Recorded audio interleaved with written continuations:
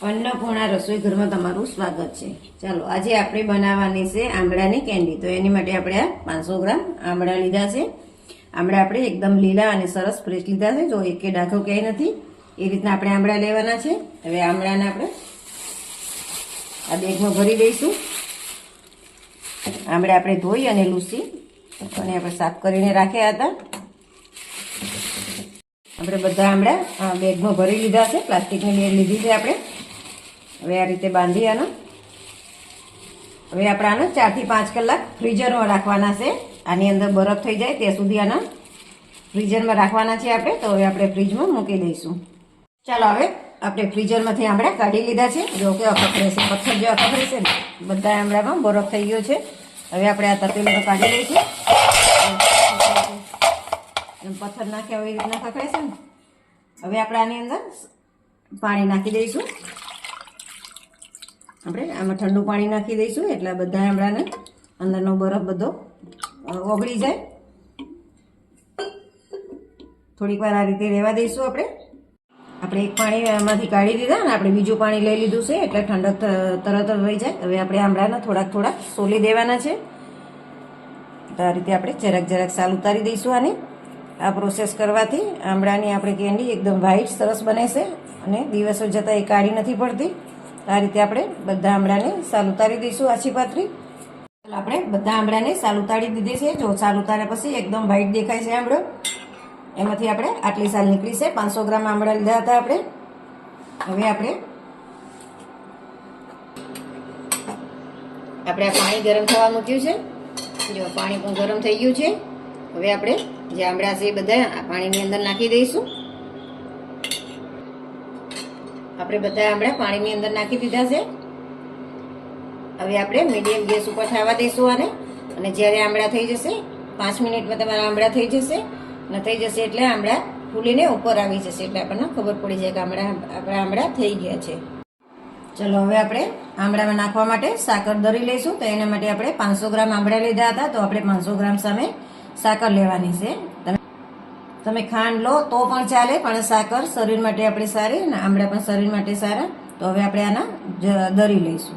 चलो 5 मिनिट जेवुं थई गयुं छे, आपणे जोई लईए। जो आपणा आमळा सरस थई गया छे अने बधा उपर आवी गया छे फूलीने। हवे आपणे गैस बंध करी लईशुं।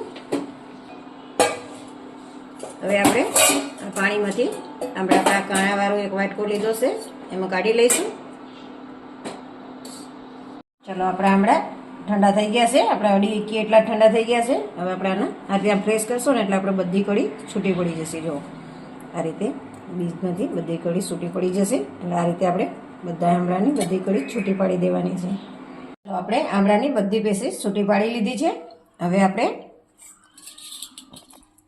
એક આ તપેલી લીધી છે। આમળામાં કે કોઈ પણ ખાટી વસ્તુ હોય તેમાં હંમેશા સ્ટીલની વસ્તુ જ વાપરવી। હવે આપણે આમાં પહેલા થોડી ખાંડ નાખી દઈશું। એટલે આપણે સાકર વાપરી છે, ખાંડ નથી વાપરી। ખાંડ પણ તમારે વાપરવી હોય તો પણ વાપરી શકાય। આ રીતે આપણે થોડી ફેલાવી દઈશું। હવે આપણે આ કેન્ડી નાખીશું। આ રીતે છૂટી છૂટી નાખવાની। એની ઉપર પછી આપણે એક લેયર કરીશું। આ રીતે કરવાથી અને સાકર જલ્દી ઓગળે છે ઝડપથી અને बधी केन्डी में सरस एकदम साकर भरी जाए छे।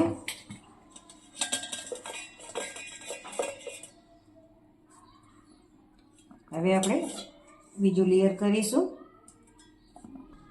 हवे आपणे बधी केन्डी नाखी दीधी छे। हवे आपणे उपरथी एक लेयर करीशुं। उपरनो लेयर आपणे जाडू राखवानुं छे।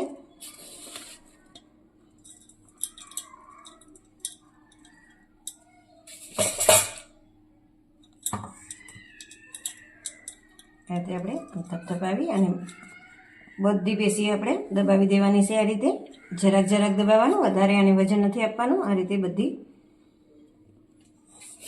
આ રીતે સાકરથી બધી પેશી દબાવી દઈશું આપણે।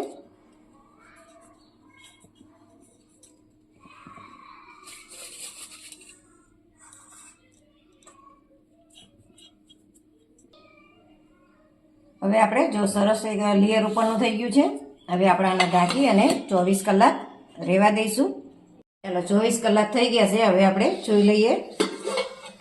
વચ્ચે મેં એકવાર હલાવ્યું હતું, કારણ કે ખાંડ ઉપર હોય તો ઉપર નીચે થઈ જાય હરખી, સરસ બધે ભરી જાય. જો સરસ આપણે એકદમ જ્યુસી થઈ જાય છે કેન્ડી. અને જો કેટલું પાણી છૂટી ગયું છે.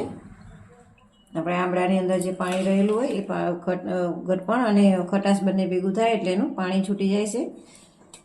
હવે આપણે આને કાઢી લઈશું નિતારીને. આપણે આ કાણાવાળા વાટકામાં કાઢીશું. જો આપણે બધી કેન્ડી કાઢી લીધી છે. એમાંથી જો આટલી ચાસણી નીકળી છે. આ ચાસણી આપણે ફેંકી નથી દેવાની. આનું શરબત બહુ સરસ થાય છે. આપણે બધી કેન્ડી કાણાવાળા વાસણમાં કાઢી અને કોળી કરી લીધી છે. આપણે નિતારી લીધી છે. હવે આપણે આને સુકાવવા માટે આમાં સૂકવી દઈશું. એના માટે મેં આ કાણાવાળું વાસણ લીધું છે. આ રીતે ગોઠવી અને બધી આપણે સૂકવી દેવાની છે. ચાલો આપણે બધી કેન્ડી સૂકવી છે. આ કેન્ડી 2 દિવસ આપણે તડકે સૂકવવાની છે, એટલે બહુ સરસ સુકાઈ જશે. અને આ કેન્ડી એટલી ટેસ્ટી બને છે ને તે થતી આમાંથી અડધી તો ખવાઈ જ ગઈ છે. થતી ખવાઈ જાય છે. એટલી ટેસ્ટી આ કેન્ડી બને છે. તો હવે આપણે 2 દિવસ આને સૂકવીશું. ચાલો આપણી કેન્ડી સુકાઈ ગઈ છે ને સુકાતા ખવાઈ પણ ગઈ છે. આ કેન્ડી ખૂબ જ ટેસ્ટી થાય છે. એટલે છોકરાઓ થતી ખાઈ જાય છે. પણ થોડીક છે એટલે આપણે વિડીયો અધૂરો છે એ પૂરો કરીશું. જો જે હાવ નથી સુકાણી, પણ હાવ સુકાવા દઈશ ને તો આ પેલા મામા સંભારા જેવું થાય. એ થતું પૂરું થઈ જાય. એટલે આ હું તમને વિડીયો બતાવવા માટે થઈને આટલી રહી છે એ વિડીયો હવે પૂરો કરું છું. અને જો તમે બનાવો તો વધારે બનાવજો, કારણ કે આ કેન્ડી ખૂબ જ ટેસ્ટી થાય છે. હવે આપણે આમાં ખાંડ નાખીશું. થોડી ખાંડ નાખવાનો મતલબ એમ કે આ જે કેન્ડી છે એ થોડોક સમય તમારે પડી રહે તો આમ એકબીજાને ચીપકી નથી રહેતી, કોળી રહેશે. એટલે જો આ રીતે છૂટી રહે. અને આના હજી તમારે જો વધારે રાખવાની હોય તો હજી એકાદો તડકો તમારે વધારે ખવડાવવાનો, એટલે કેન્ડી બહુ સરસ થાય. અને જો મેં બાફી અને સાલ ઉતારીને કરી હતી એટલે એકદમ વ્હાઈટ થઈ છે. તો તમને આ રેસીપી વિડીયો ગમ્યો હોય તો લાઈક કરો, શેર કરો અને સબસ્ક્રાઈબ કરવાનું ભૂલતા નહીં.